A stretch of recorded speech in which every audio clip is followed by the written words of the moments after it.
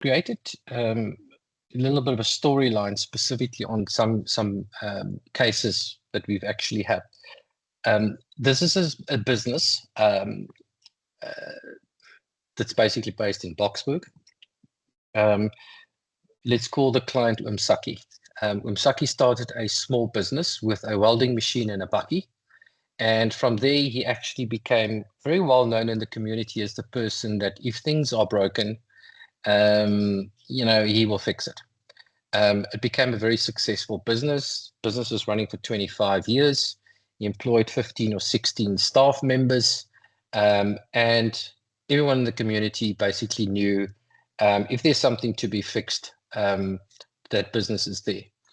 Unfortunately, Oom Saki passed away. But in his specific case, he didn't make provision for various aspects.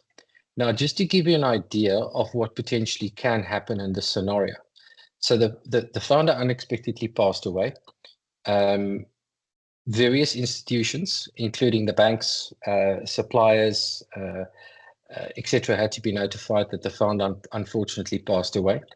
There was no clear direction. There was no will. There was no succession planning in place.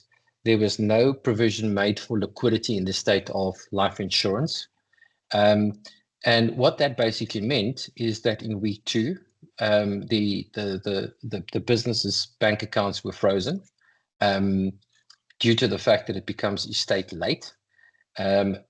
Within that environment, obviously all cash that was actually provided for in that business could not be accessed because there was no delegation of authority to the bank accounts supplied to a staff member of the business.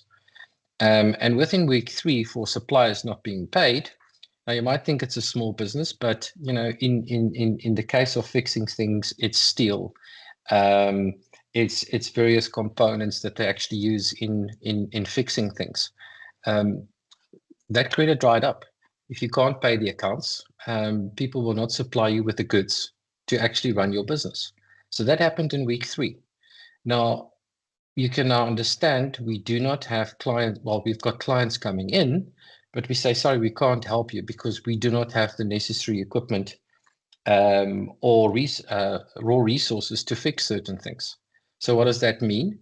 Within a space of 2 to 3 months, liquidity being dried up, clients not coming in, we basically saw staff looking for other alternatives. They went and looked at other businesses where they could actually earn a living and be employed. And basically within a space of 2 to 3 months, the business shut down.